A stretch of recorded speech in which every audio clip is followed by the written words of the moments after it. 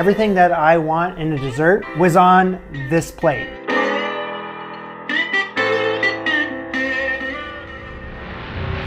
French Strawberry Shortcake. What the hell is that? Oh!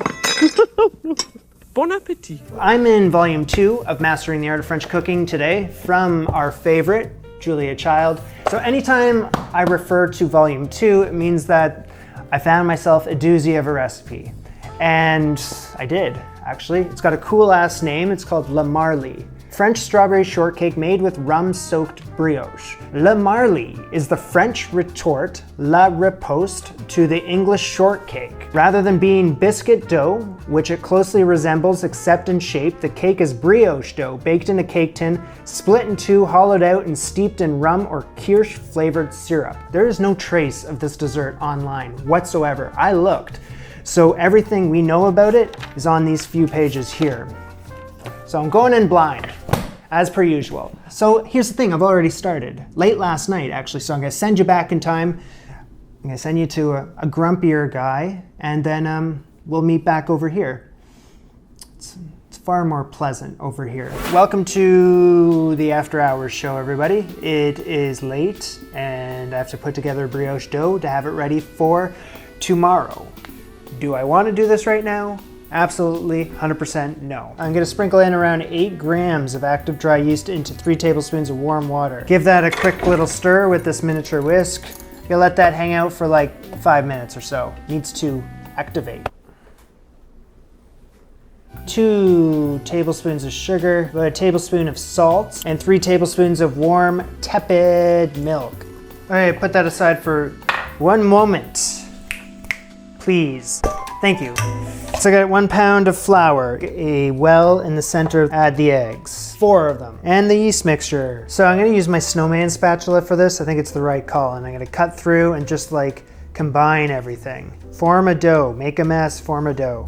It's enough with the spatula, get in with your hands. By the way, that wasn't just all-purpose flour, I'm using bread flour. So once that forms into some sort of dough here, I'm gonna let that hang out for 2 to 3 minutes. I gotta do a lift, a flip, and a slap. Kind of figured this out from the last time I made a brioche, which was with the beef Wellington. I'm gonna take what I learned from that one and just carry it onto this one. So scrape the dough off the surface, slap it down. Whatever works. Lift, flip, slap, lift, flip, slap. In 2 to 3 minutes, it should have enough body so that you can give it a quick forward push with the heel of your hand as you flip it over.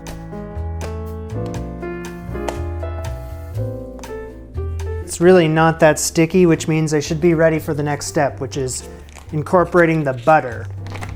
2 ounces of chilled butter. Soften the butter by beating it with a rolling pin. And smear it until it becomes malleable. Oh, that was fast.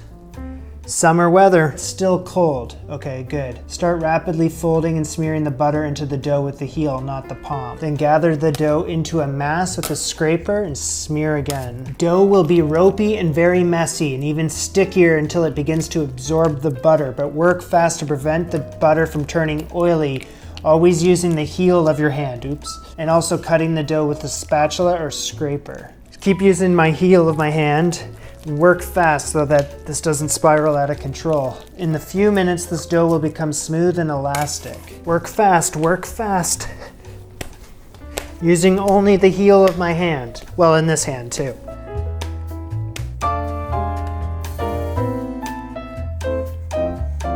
I think I got there. That is smooth, and I would consider that elastic. Just let the dough rest for a couple more minutes. This has been sufficiently kneaded when it has cleaned all the butter off the surface and your hand. Form it into a ball. Dough goes in a bowl. So this rise is gonna take 5 to 6 hours, which isn't gonna work for me because it's the night before. So I wanna delay it, and there's a chart in here. So if I wanna do a 9 to 10 hour rise instead, which is pretty good in my book, I need to set this dough in the refrigerator. That's all we have tonight. Thank you for joining me. It's been an absolute pleasure having you in my kitchen this evening. I'm gonna let the other guy close this one out. So good night, bye. Welcome back to the present. Now I removed this from the fridge a few hours ago. I've been watching it rise, even though it was rising in the fridge, but I watched it rise even more so once it hit room temp. So what I gotta do first is deflate this dough.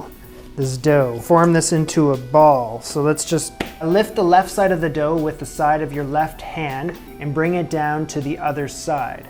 Scoop up that side and push it almost to the left side. Revolve dough a quarter turn clockwise and repeat the movement 8 to 10 times.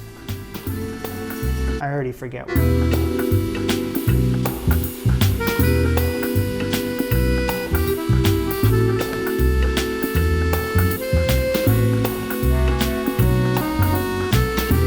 So this movement gradually smooths the bottom of the dough and establishes the necessary surface tension. Pay attention. If the dough were a fine sheet of rubber, you'd be stretching it in every direction. Wow, that is smooth. Then turn the dough smooth side up and begin rotating with the palms of your hand, tucking a bit of the dough under the ball as you rotate. Oh, I forgot something. So this is the full recipe and I was supposed to half it to get rid of some of this. Let's just do a couple more of those cool little things. In a dozen turns, you should have a neatly shaped ball. Little pucker of dough underneath where the edges have all joined together. Sure. I need a cake tin with a little bit of butter on it. And by a little bit, I mean like we're making a brioche, so let's just freaking go for it. Place it into the center of the tin. Pat edges to all around. This needs to be filled by about 2/3, but she's referring to a 1.5 inch tin.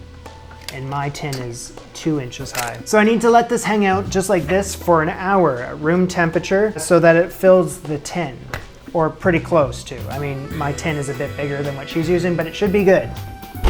Put that in the oven actually, just let it hang out in the oven, how about that? So I got a whole bunch of strawberries here and I need 1.5 pounds and I need to hull these bad boys. Try to remove as little of the strawberry as possible.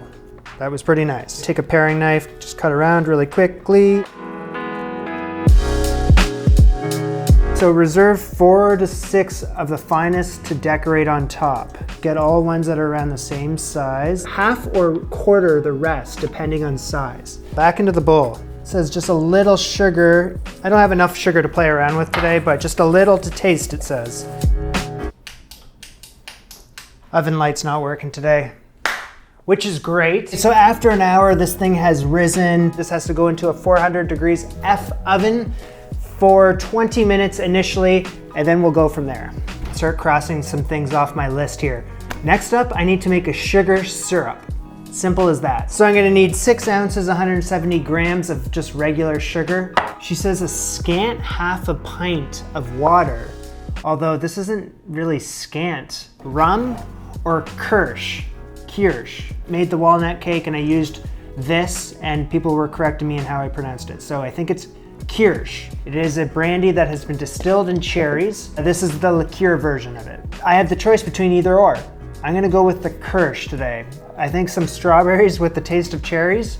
So in a saucepan, I'm gonna add in that scant amount of water. It's nothing scant. And the sugar. I'm gonna add this to heat until the sugar has completely dissolved. Probably wondering why that's brown if I added sugar. It's because I'm using cane sugar. It was an accidental purchase. It's the last of it. Once that sugar is completely dissolved, I'm gonna take it off the heat. When it comes to saucepans in this kitchen, I have a scant amount of them. So I'm just gonna pour my sugar syrup into a frying pan and I'm just gonna let that hang out like that until it becomes lukewarm. After 20 minutes, oven light's out, so I'll use a flashlight to show you. It has to have browned nicely, which it has, and it has risen above the cake pan. Turn the oven down to 350. Back in you go. 10 to 15 minutes. It's a recurring thing on my show is this apricot glaze. You better believe I gotta make it. Yet again. So this is gonna be my 3rd time making it, I believe. So I need to pass around 5 ounces of this apricot jam through a sieve so that none of the skin gets through, you know? Smooth, smooth, smooth. So that is 5 ounces. 5.5 ounces. So the sugar syrup has become room temperature, which means I can now add 6 tablespoons of my Kirsch. 1, 2, 3, 4, 5, 6. I'm coming. Okay, so the brioche should be done. And take it out of the oven now. It's been an extra 10 minutes. She says 10, 15 minutes, but this thing looks ready now. Okay, the brioche is done when it can come easily out of the pan. It's nicely browned, which it totally is. It makes a hollow sound when thumped. Well, I'm about to thump it, so let's hear. That's pretty hollow, right?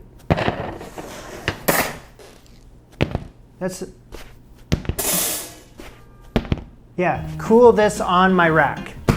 My strained apricot preserves into a saucepan. 2 tablespoons of sugar. I've run out of sugar and I didn't want to go to the store to pick up more because I think I can make this work. I have these right here. These are white sugar cubes. You put them in coffee or whatever the hell you put them in. I don't put them in coffee. I had them for another Julia Child recipe. Anyway, what I need is 2 tablespoons, which is around 25 grams of sugar. And I'm gonna bring this to a boil. The sugar has to dissolve. If it doesn't dissolve, then my whole plan has gone to shit. It's taking a little longer than I expected. I still have faith that it's gonna do it though. When it sticks to a back of a spoon, like so, it's done. Off the heat. Okay, I gotta be getting close to the end here. Okay, so last little piece of the puzzle here, which we have done many times on this show. I'm gonna need a bowl. Oh, thank you. I'm gonna need 2 bowls. Thank you. In the bigger bowl, let's add some water, 2 ice cubes. Then the other bowl goes on top. Let's get a kitchen towel on there so it doesn't spin around like a top. 1/2 pint, 236 milliliters of a heavy cream. Beat it until it doubles in volume.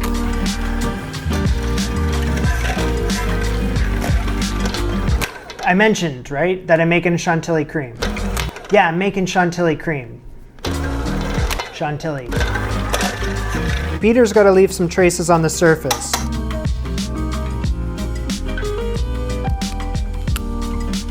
A couple drops of vanilla extract, or like a teaspoon, whatever you just added. I'm sure it's gonna be great. 3 to 4 ounces of icing sugar that you gotta pass through a sieve. I don't wanna do that right now. So how about 3.5 ounces, not passing through the sieve because I'm a daredevil. If I were you, I would recommend sifting in the icing sugar. That daredevil move didn't really pan out for me, honestly. I think I'm gonna give it a quick beat. No more clumps. I'm gonna put this in the fridge until I need it. So we are now officially on the final stage, assembly. The directions look a bit complicated, but let's just figure it out. Firstly, I need a long knife. Couple options, my chef knife or serrated knife.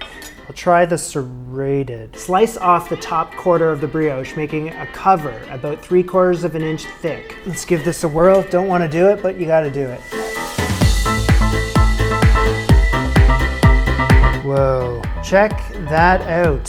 Cut into 6 to 8 pie-shaped wedges. This is the most confusing thing at set brioche. This next part here is some of the most confusing description I've come across so far. But I've read it over a few times and I think I understand. So let me just kind of, I don't know, go up to the plate and start swinging. Cut into 6 to 8 pie-shaped wedges. There you go. So place upside down on a rack over a tray. Hollow out remaining part of the brioche, first outlining a circle on its top surface 3/4 of an inch from the edge all around the inside and to within 3/4 of an inch on the bottom. I'm making a bread bowl, sort of. Set brioche container hollowed side up on serving dish. What do I do with this beautiful bread here? Eat it, I guess? So that sugar syrup from earlier, I need it to be tepid. So I'm just gonna slightly heat it up, just a little touch, little touch.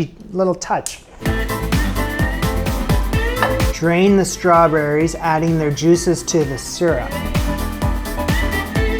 Pour successive spoonfuls of tepid syrup gradually over brioche. I hope I'm doing this correctly. It's like a sponge, it's kind of soaking up everything. You can stop at any moment, Jamie. Stop. Maybe just a little more in this corner and right there. Okay. At the same time, pour spoonfuls of syrup over the upside down cover wedges. So with the Chantilly Cream, it's strawberries into the cream. The apricot glaze has been off to the side, so I need to reheat it so that it's more of a glaze. Right now it's not. Well, I can't do anything until that's done. Paint the outside of the brioche container with the warm apricot glaze. Turn the strawberries and cream into my container, and then it needs to make a dome in the center.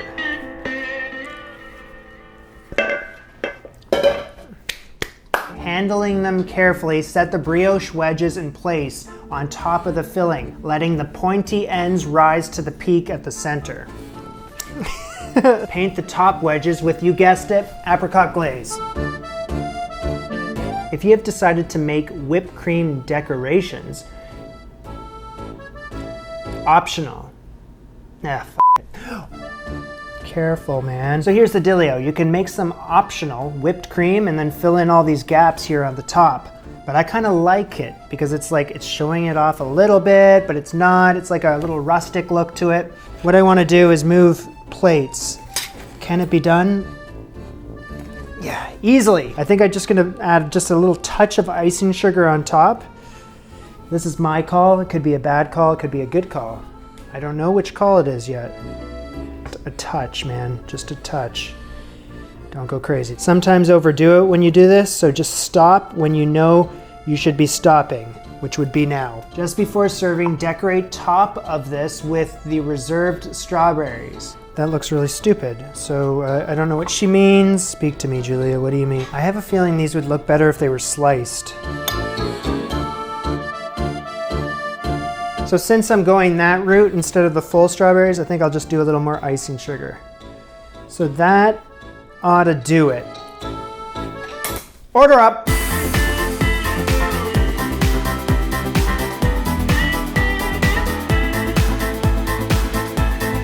To serve, cut down between the edges from the top to the bottom. That is beautiful. How does one eat this thing?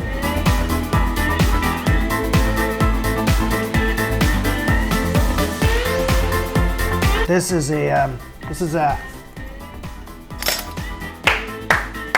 easy 11 out of 10. Desserts do not get any better than what I just ate. Everything that I want in a dessert, well, except for chocolate, was on this plate. 3 things are on my mind right now. I got the brioche, the strawberries and cream, and the apricot glaze. The brioche just absorbed everything like a sponge.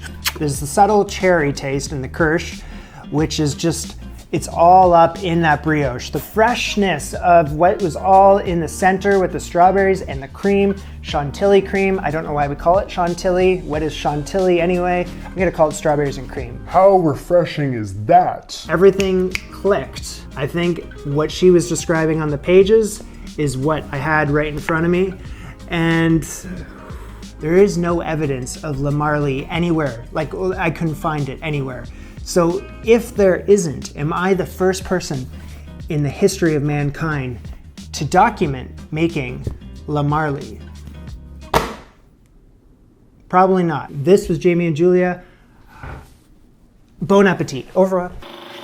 On my Patreon this week, I have a whole collection of things building, Q&A videos, behind the scenes, live streams. If you want to join me for that, you got to sign up for my Patreon. It should be linked right here or in the description.